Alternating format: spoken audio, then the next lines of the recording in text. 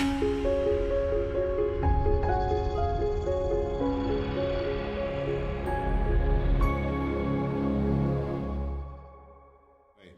going to chat now, the real estate guru, Phil Immel, the Immel team Luxury Real Estate. Probably not the person that you're looking at for that entry-level house, but when you want luxury, the Luxury Real Estate team, Phil Immel, is probably the right place to call. Good morning. How you doing, Ron? I'm doing great. So, coastal living, that's your focus. It is. Coastal Orange County is where our office is, where I live, and where we love to sell homes. Probably a little bit better climate than from your origins in Chicago. Just a little bit. Fortunately, my parents moved out when I graduated high school out to the West Coast, so I've been here ever since. Nice. And so you focus heavy in Dana Point. Yes.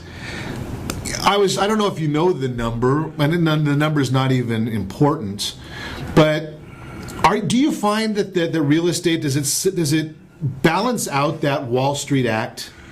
You know what I'm saying? As far as Wall Street, we see the big cycles, and today, I didn't look in the last couple of minutes, but earlier this morning, I think the market was up 150 points, and now who knows what it is. But do you see that kind of sways in real estate, especially along the coast? We definitely see the correlation between the high net worth buyer and the stock market. So, in other words, what's happening, especially over the last couple of weeks, is that, when the Dow fell off at, 2,000 points, a week plus? Right. It really kind of like put a lot of people deer in the headlights. And it was kind of normal activity. Everything was recovering nicely. Prices broke even from 10 years ago. And it was just kind of a nice, normal market. Then boom, Wall Street gets hit like that, and a lot of people's net worth, especially that are buying coastal properties, could be CEOs active, retired, or whatever, and their stock options are tied to it. So it definitely has some kind of impact and correlation. Not all negative, though. Right. So it's interesting. I've shared many times that real estate is not going to be the investment for, if you want to buy today and sell in October. Right. Real estate's probably not the right place to be. No. It's I was a real estate major in college, and my professor was good, and it's always stuck with me, and that is that real estate's an illiquid investment. It's not like the stock you can call their broker or do it online today and just liquidate your stock, have your money in a few days. Real estate takes time, and depending on what and where and the price range and the demand, it could take, some of these luxury homes can take up to a couple years to sell. And so you don't want to be overweighted in real estate. In fact, even though I'm a pro real estate person, I'd say in terms of your overall portfolio, you should have some maybe rental properties and other things, but probably don't put past 10% of your net worth into real estate. Keep it liquid through the stock market or other vehicles similar to that. And if you have liquidity and you have hard assets where you've got tenants paying off your mortgages, if you are a real estate investor, it's a great way to go because, it's a long-term play. It's not the short-term fix and flip markets over in California. It has been for a couple of years. Sure. I guess I kind of jump ahead of where we really should be. Define luxury real estate. What do you term as a luxury real estate market? Well, I analyze the market on a local, regional, national basis, and in terms of Orange County luxury home prices, it would start at $3 million plus for the value of the property. For example, if you're in Texas, it could be $1 million is luxury there. So every market across the United States will have a different definition, but most of Southern California completely, including Orange County, $3 million plus. Interesting. Okay. And I like the way we put that because, so many of the numbers that we look at and that come out through the news media, they use national numbers. Right. And real estate really isn't a national commodity. No, it's very hyper-local. As everybody knows, their neighborhood could be worth more than two neighborhoods away from them in the same zip code. So there's it's a microcosm market, and the facts and the studies, they're good to understand general trends, which generally are true overall high and low markets, but you really have to decipher the numbers correctly for your situation. And what about from a finance standpoint? Do people, when they're looking at the luxury market, is that a cash purchase or is it a financed purchase? How does that work? Well, of the transactions we did last year at our firm, Immel Team Luxury Real Estate, 90% of the sales we did were all cash. Wow. 90%. My poor mortgage buddies are going, come on, can you give me a loan? And as you know, as a mortgage professional, you can get tax deductions up to 1.1 million in write-offs, but beyond that, you don't get any tax advantage. And these people have made generally so much money. They want things free and clear, peace and harmony, and it could be their second, third, fourth home, but they're typically all cash. Some are financed, but again, 90% were cash last year. That's very interesting, especially because I look at the people that have got to that level where you can afford a $3 million plus home. Right. You've obviously done well. Right. And in most instances, there's some sort of leverage in there. And when we look at interest rates where they can be buying a home in the 3% range, you wonder, it makes you start wondering, okay, wonder why they see that as the best place to put their money, as opposed, because obviously they made a decision, right? I mean, they could go out and I would say probably most of those people could go out and get a loan for whatever they wanted. Right. And they've made a decision that property is going to get them a better return than the 3% they could be borrowing at. Well, so I think it's more the fact that, particularly if it's a second vacation home or something like that, these people just want peace of mind and security. They don't care. They don't look at it as an investment property that they're going to fix and sell and own for only a few years, and then 5 years from now they're going to sell it for a profit. They look at it as their personal home, their domain, their family roots, their memories. And with that thought in mind, they don't care about the return on investment, and typically it works out pretty darn good for them long term. Sure. So yeah, they're looking at the return that they get from the property appreciation is more than enough for them, and they don't really care. They don't want the extra headache. Yeah, they don't want the headache. They don't need it. They probably have tens of millions of net worth, and they just like old school peace of mind, pay off all your properties that you can. That doesn't mean that they may not own commercial facilities where their business is running from and things like that. Maybe have some leverage there, but in terms of don't mess with the family unit and don't get it foreclosed on. Right, and something that makes a whole lot of sense also, because it's at the end of the day, at some point you want to be able to say, this is my domain, and I don't want to have to think about finance and business. And we're going to talk more about that. Where do these luxury buyers come from? That's what I want to find out.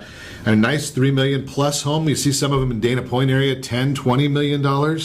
Where are they coming from? But then again, we're chatting the luxury buyers, Phil. Where are they coming from? It's a pretty diverse group. I would say the vast majority of them, at least within Orange County, 80% of them are within Orange County coming to buy properties, at least that we represent at the coast. Now, you would have luxury properties, of course, in Anaheim Hills and a variety of other nice markets throughout Orange counties in inland areas. But usually they're trading up or trading to a beach house when we call it luxury. Everybody moves there for the climate zone. It's pretty flat, right? I mean, it's not like you don't get the mountain type climate where you might be 70 or 30. Right, it's pretty temperate climate zone. I mean, it's the most, in terms of the range of temperature, you're right. The highs are not that high typically, although we hit 95 last week at the beach. Oh, ooh. Well, we're not used to that. A lot of houses don't have air conditioning at the beach still. So, wow. But the other segment of the buyers, Ron, that come, we have seen the influx of the Chinese buyer come in this year. Everybody's been beating the drums over the last couple of years that the Asian Chinese buyers are coming to the U.S. And in fact, it's probably been overrated, but yes, they in fact have. They really have done a lot of high-end purchases in New York, Miami, places like that initially. L.A. has gotten more of that pull for about a year or two before us. We're now seeing it in Orange County. Families buying because of school districts, for example, maybe Irvine, and then once they're established here, they like the biggest square footage houses you can buy, and they don't even use them. They're just parking money and put new Jaguars and Land Rovers and all that good stuff in their garages. And that's an interesting comment that you kind of went by pretty quickly there, that they don't use them. So it's almost like buying a stock or a bond, where you've got the asset, and it's a asset that it's not a usable, like you buy a stock and you have the asset, right, but it's not something you go and touch. Right, it is. It's it's really like land banking, except it right, comes generally with a house. 9,000 square feet plus, so that when they do use it eventually, which I'm sure they will at some point for vacation or something else, they can have extended family over and have a great setup. And in one case that we're familiar with, they hired a property manager, a friend of mine, and it's almost a 10,000 square foot house in the Nellie Gale area. And what they do is they hire a property manager, just keep an eye on him, pay him a flat fee per month. And he goes by and makes sure the pool service and anything's, everything's perfect for him, and just sends them photos and reports, and it's very seamless. Interesting. And so their play there is, I guess, a twofold investment play. Number one, they like the security of America, right, as opposed to a foreign country, right. And then the appreciation they're looking for, as opposed to really just using the property. Yeah, I'm not sure how much weight they put into the appreciation. Obviously, they don't expect depreciation in housing, although safety of principle. There'll be a future cycle which will correct that again. We're always still cyclical, but at the same time, it's probably, I would just think the geopolitical situation is, A, to get the money out of China, and B, to be able to park it somewhere into an asset. And you don't want it in the stock market, especially the Chinese stock market lately. So real estate has become a good diversification for everybody.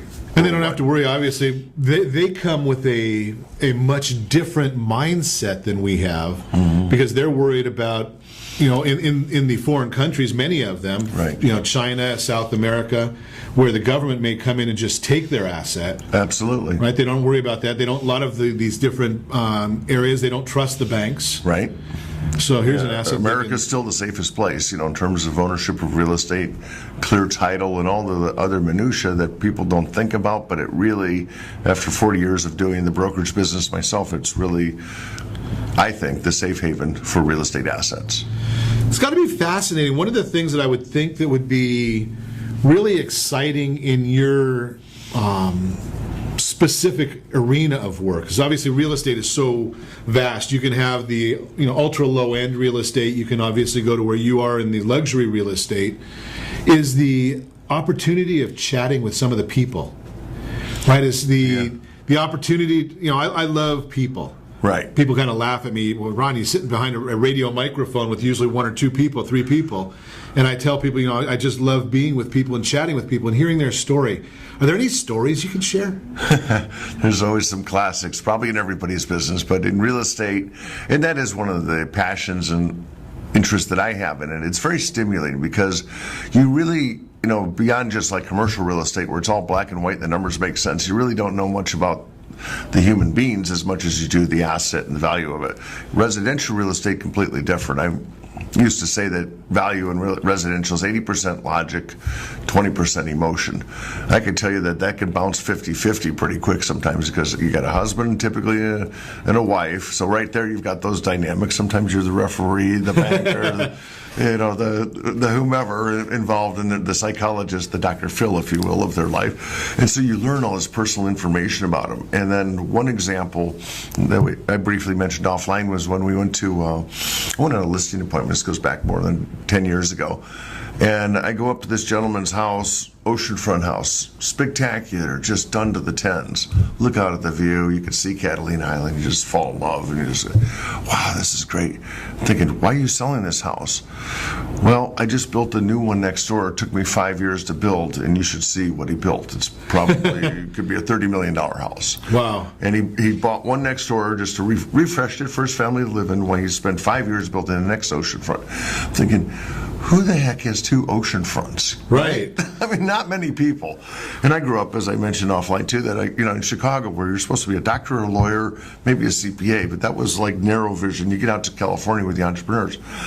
So I asked this gentleman, and he's Jordanian, and he's but Americanized for a number of years, raised his kids at all the nice schools and good stuff. And I said, so how did you make your money? You're just so curious as the realtor. And he said, I worked at Shell Oil in Houston, Texas, and we put compound on the floor to clean up oil spills.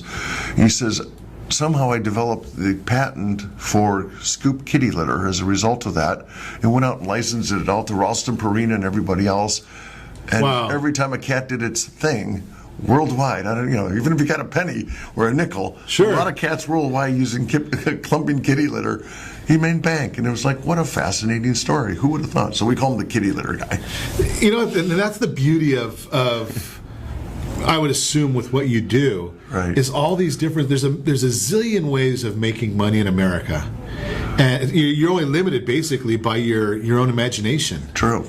And being able to have that opportunity to go and chat with these people while you're helping them get a great piece of property, right, must be a lot of fun. It's very exciting, very, very entertaining. Boredom is not a word we use often. So what's on the horizon? Is what do you see? We only have about a half a minute left, but what do you see on the horizon for luxury real estate? Is it a strong place?